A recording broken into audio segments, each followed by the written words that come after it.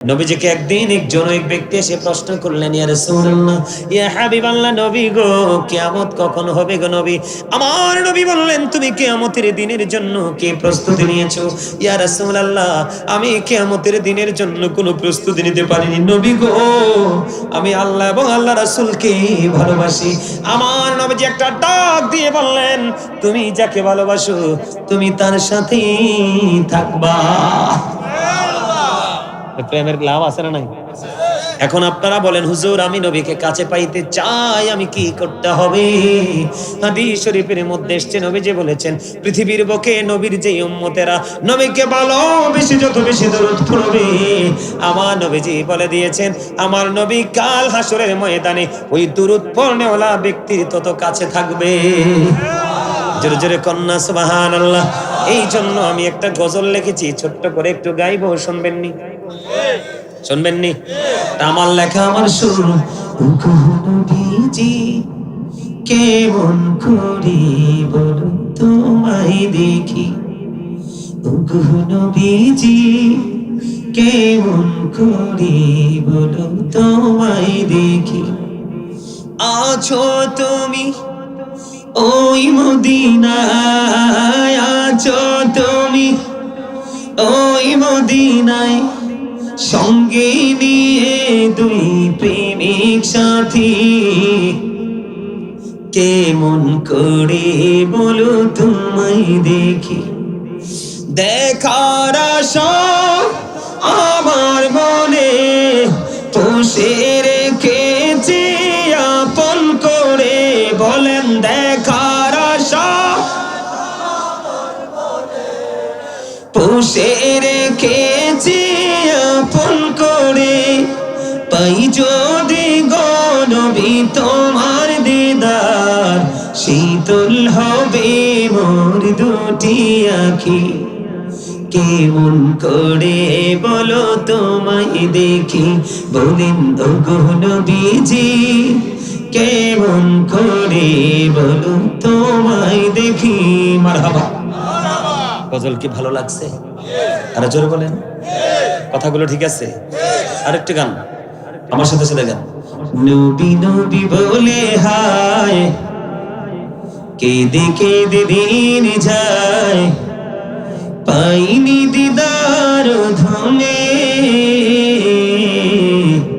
লাখো সালাম কদমি নবী, লাখো সালাম নবী, সোনার মদিনায় লুকিয়ে আছো গো, দেখতে না পাই নয়নে, ও গো দেখতে না পাই নয়নে, দয়ারি নজরে যাও, গোলামের দেখা দাও, দয়ারি নজরে যাও, গোলামের দেখা দাও, ধন্য করো জনমে, লাখো সালাম কদমি নবী, নবী। মারহাবা। আমার ধন্যবাদ দেওয়া লাগে না? মারহাবা বলা মানে কি? আপনি আমি যেহেতু সুন্দর করে গজল গেলাম, আপনি আমাকে একটু ধন্যবাদও দিবেন না? আপনার মতো কিপটা লোক আসেনি। এই কিপটা লোক বাচ্চা থাকলেও আল্লাহর কোনো কি নাই, লাভ নাই, মইরা গেল লস নাই, জাতিরও নাই আল্লাহরও নাই, ঠিক না? বা ঠিক? কিপটা লোক আল্লাহ দেখতেই পারে না, একবারে দেখতে পারে না, সহ্যই করতে পারে না। কিপটা লোক আল্লাহর পছন্দ না। আমার কথা কয় না? তা আমার নবীর শানে গজল গাইলাম, আপনি চুপ করে রইলেন, এটা কি হইলো? দে দে পাল তোলে দে মাঝি হেলা করিস না, দে দে পাল তোলে দে মাঝি হেলা করিস না। এটা আপনারা সবাই পারেন না? পারে না এমন মানুষ নাই যে গজল পারে না। হিন্দুস্তানে দেখছি নির্বাচনের সময় স্টেজে গজল গাইছে হিন্দু নেত্রীরা, খবরে দেখছি। এটা পারে না এমন কোন মানুষ আসেনি তো? গান সবাই সাউন্ড দিয়ে গান, দে দে পাল তোলে দে মাঝি হেলা করিস না, দে দে পাল তোলে দে মাঝি হেলা করিস না, ছেড়ে দিন নৌকায় আমি যাব মদিনা, ছেড়ে দেই নৌকায় আমি যাব মদিনা। মৌকায় নবী এলো মা আমিনার ঘরে, আসিলে হাজার বাণী কাঁদিরে মুক্তা ঝরে। দয়ালে মুর্শিদে যার শাখা, তার কিসের ভাবনা, দয়ালে মুর্শিদে যার শাখা। আমার হৃদয় মাঝে কাবা নয়নে মদিনা, আমার হৃদয় মাঝে কাবা নয়নে মদিনা। নূরের রোশনীতে দুনিয়া গেছে ভরে, সে নূরের বাতি জ্বলে মদিনার ঘরে ঘরে। দয়ালে মুর্শিদে যার শাখা, তার কিসের ভাবনা, দয়ালে মুর্শিদে যার শাখা। আমার হৃদয় মাঝে কাবা নয়নে মদিনা, আমার হৃদয় মাঝে কাবা নয়নে মদিনা। মজা লাগে না? আরো জোরে। নবীর শান মজা লাগে না তিতা লাগে? আরো জোরে বলেন। নীলম গাদা নীলম নীলমের রজনী গন্ধা, মনির শোকে মালা গাঁথিব সকাল থেকে সন্ধ্যা। একই বড় দেখা দাও যদি ও গো কমলি বলা, একই বড় দেখা স্বপ্নে রাত্রি বেলা। হাসি মুখে পড়াবো তোমায় হাজার ফুলের মালা। বলো ইয়া রাসূলুল্লাহ ইয়া হাবিবাল্লাহ, বলো ইয়া রাসূলুল্লাহ মারহাবা। মজা লাগে না? নবীর শান ভাল লাগে না? যার কাছে ভাল লাগে ওইটাই সফল, আর যার কাছে ভাল লাগে না এটাতে গলদ। কথা কয় না কেন? আরো জোরে বল বলেছি। বন্ধুরে আমার দিকে তাকান। আপনার আমার আলোচনা এখনো শেষ হয় নাই। এবার আপনারা আমাকে একটা প্রশ্ন করতে পারেন, বা নিজের মনের করে প্রশ্ন আসতে পারে, বলে হুজুর ইয়াজিদ বাহিনীর বিপক্ষে কেন গো যুদ্ধ করতে হলো? কেন গো নিজের জীবনকে উৎসর্গ করতে হলো? কেন এত কষ্টের পরে ইয়াজিদ বাহিনীর সাথে হাত মিলাইনি? তার কারণ হলো ইয়াজিদ বাহিনী হলো কোরআন হাদিসের বিপক্ষে, আল্লাহ নবীর দুশমন। আর ইমাম হুসাইন ছিলেন আমার নবীর আদর্শে, ঠিক কেনা বলা? আরে জোরে। আবার আমি আপনাদেরকে বলি ইয়াজিদ বাহিনী অবস্থা কেন হলো, ইমাম হুসাইন কেন যুদ্ধ করলো? এদিকে তাকান। ইয়াজিদ তিনি ছিলেন একজন মুসলমান, কি তবে নামের না কামের। ইয়াজিদের জন্য জান্নাত না জাহান্নাম? আমি আপনাদেরকে ছোট্ট করে আলোচনাটা শেষ করে গুছিয়ে দেই, কারণ রাত অনেক হয়ে গেছে বন্ধু। ইয়াজিদ একজন মুসলমান ছিল, আমির মুয়াবিয়ার ছেলে। কিন্তু ইয়াজিদের উপদেষ্টা যিনি ছিলেন তার নাম ছিল বন্ধু শারজুন বিন মানসুর রুমি, যিনি দিনের বেলা বানর নাচাতো, রাতের বেলা মদের আসর বসাতো, এবং মদের আসর বসাইয়া অসৎ মহিলাদের কিনে নাচ গানের আয়োজন করত। আরো জোরে কন্যা। এখন আমি আমার সামনে যে যুবক ভাইয়েরা আছো তোমাদেরকে বলি, আমি যদি তোমরা যুবক ভাই তোমরা আমার দিকে তাকাও, যুবক যারা আছো তোমরা দেখতে পাও বন্ধু তোমাদের মসজিদের ইমাম সাহেব রাতের বেলা বানর নাচায়, দিনের বেলা বানর নিয়ে নাচানাচি করে, ভেলকি দেখায়। রাতের বেলা যদি দেখো তুমি যে সেই মদের আসর বসালো এবং অশোক নারীদের কিনে নাচানাচি করলো গোপনে, তুমি কি তাকে নেতা মানবা? নাকি তুমি ৩-৪ জন মিলে এসে তাকে মসজিদে ঢুকলে ইচ্ছা মতো পিটাইবা? কথা কয় না কেন? তাহলে ইমাম হুসাইনের যুদ্ধ সঠিক না ঠিক? আরো জোরে। যিনি নেতা হবে তার একজন ইমানদার মুসলমানের নেতা একজন ইহুদি হবে। নাউজুবিল্লাহ কোন? কোন মুসলমান কি সেটা মেনে নিতে পারে? ও বন্ধু, তার এটা মেনে নেয়নি। ইমাম হুসাইন দেখলেন সে ইসলাম কোরআন সুন্নাহর মুখ কোনো কিছু নেই, সব কিছু কবর দিয়ে বেঈমান কাফেরদের সংস্কৃতিকে সে প্রতিষ্ঠিত করতেছে। কারণ ইহুদি বন্ধু তার উপদেষ্টা। আমি আপনাদেরকে বলি, ওই যে মদের কথা বললাম, মদটা হালাল না হারাম? আল্লাহ কোরআনে বলেছেন ইন্নামাল খামরু ওয়াল মাইসিরু ওয়াল আনসাবু ওয়াল আজলামু রিজসুম মিন আমালিশ শাইতান ফাজতানিবুহু লাআল্লাকুম তুফলিহুন। আমার আল্লাহ জানিয়ে দিয়েছেন মদ, জুয়া, মূর্তি, ভাগ্য গণনা, ঘৃণ্য বস্তু শয়তানের কাজ। দেখি চা খাইতে নিয়ে আইছে, তাহলে দিয়ে দাও, এক কাপ চা দাও। কি দাও? তোমার কাছে আইছে, চাওয়ালার কাছে আইলে বুঝতে হইব চাইলে কথা কানা কিনলে আরো জোরে। এই কথাটা না কইলে কি তারা হাসলইলে? হ্যাঁ, আমি কই চাই সবাই হাসক, সবাই কি হোক। রফিক ভাই এতক্ষণ কই আসলে? এতক্ষণ লাগাইয়া ফ্যাট না যাবার চিন্তা করেন। আমি যে স্টেজে উঠছি 2 ঘন্টা হইছে। কয় ঘন্টা? আমি 11:30 বাজার 2 মিনিট আগে স্টেজে আসছি, এখন বাজে 1:30টা। কয়টা? 2 ঘন্টা হয়েছে। এই লোক বলে 2 ঘন্টা ভাত খাইছে, কিছু কন লাগেনি কন। আরে আপনারা কোন তো এরা ওয়াজ করে লাভ হইব কি? আরে আমার কথা হ্যাঁ হ্যাঁ, আমার দাওয়াত দিলে কি হয়েছে? এই ওয়াজ করে লাভ হইব? ওয়াজ এর আগে অন্ত হইব না? এই বছর ওয়াজটা হুজুরে কি করছে এটা মজা বুঝতে না, আগামী বছর আর একটা বিষয় দিত। হ্যাঁ, আমনে কোন যেই ব্যক্তি 2 ঘন্টা লাগাইয়া 2 ঘন্টা লাগায় খাবার খায়, এই ব্যক্তির মাথায় ওয়াজ ঢুকিয়া থাকবো না? এটা বাইর হইব? কথা কয় না কেন?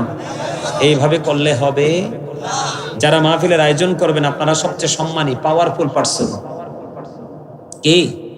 আপনাদেরকে ওয়াজ বেশি করে শুনতে হবে, আপনাদেরকে ওয়াজ বেশি করে বুঝতে হবে, আপনাদেরকে ওয়াজের মজা আগে নিতে হবে। ঠিক কিনা বলেন? আমার দিকে তাকানো বন্ধ। ইয়াজিদ ছিলেন একজন বন্ধু ইহুদির তালে চলা মানুষ। দিনের বেলা বানর নাচাতো, দিনের বেলা তিনি বানর নাচাতো, রাতের বেলা অসৎ নারীদের কিনে মদের আসর বসাতো। এখন এইটা নবীজির কলিজার টুকরা, জান্নাতের সরদার লিডার, উনি মানতে পারেনি। উনি সেটা জি বলে, আমি না করে আপনারা কোনদিন জিএল লগে না আইছিনি, পরে না জিএল লগে না আইছি। আমি কিন্তু ডেঞ্জারাস পারসন, আপনারা আমার জানেন। আমি দীর্ঘ যুগের পর যুগ, 2 যুগের উপরে শিক্ষকতা করেছি মাদ্রাসায়। আপনারা যারা বুদ্ধিমান তারা আমার প্রথম দিকের আলোচনা শুনে বুঝতে পারছেন।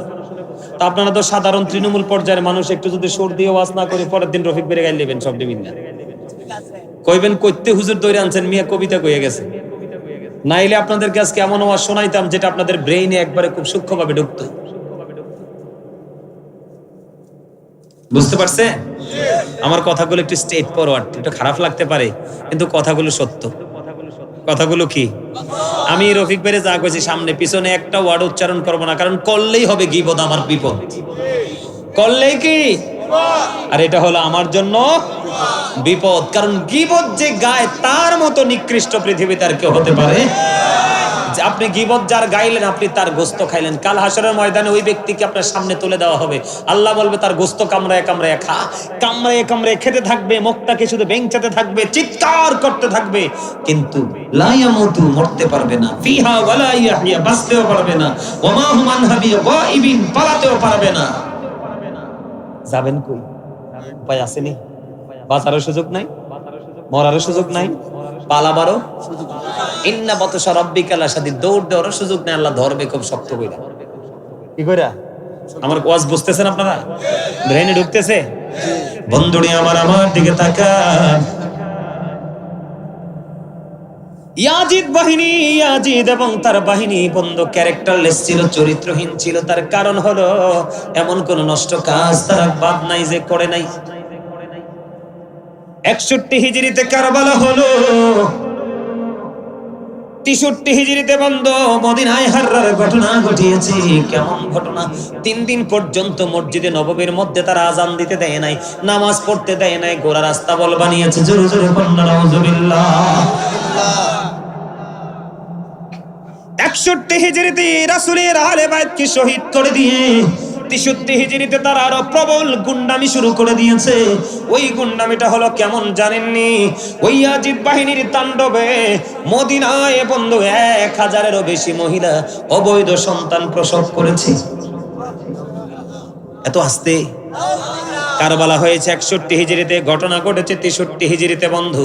3 দিন পর্যন্ত বন্ধু জিলহজের চাঁদের 3 দিন পর্যন্ত মদ খাওয়া, জুয়া খেলা, ধর্ষণ, খুন খারাপি সব ইয়াজিদ বাহিনী বৈধ বলে ঘোষণা দিয়েছে।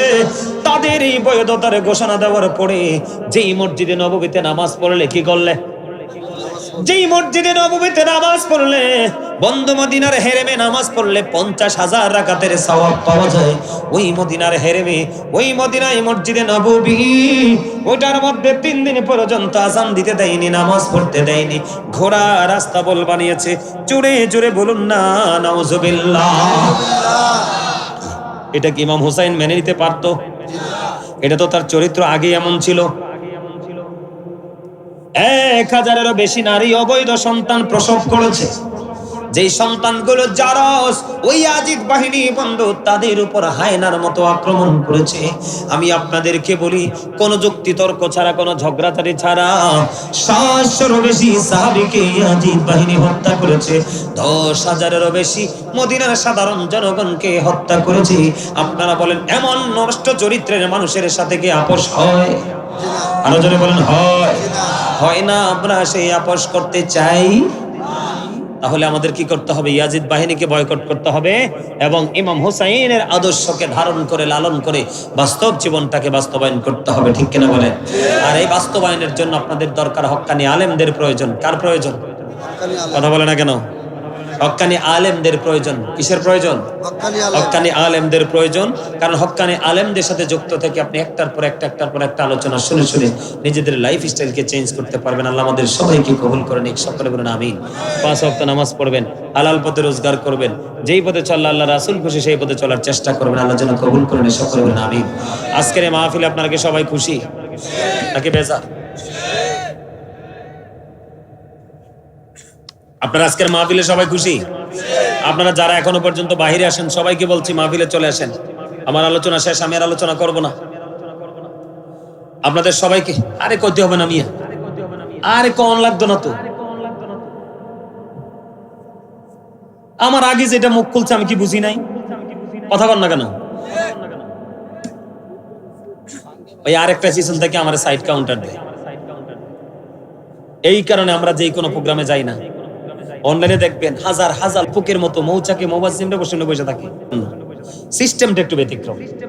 আল্লাহ যাদেরকে দাওয়াত দিয়েছেন তাদের কথা শুনে প্রেম লাগাবো রাসূলের সাথে, আর রাসূলের সাথে প্রেম লাগলে অটো আল্লাহর সাথে প্রেম হয়ে যায়। ওয়াজ করেছে কে? আল্লাহ। কোরআনে প্রমাণ। মসজিদের মিম্বরের জন্য আপনাদেরকে একটু নগদ সাহায্য করতে হবে। রাজি আছেন নি? ওমা সব দুজন স্টার্ট কি খেয়ে গেল? দিবেন না?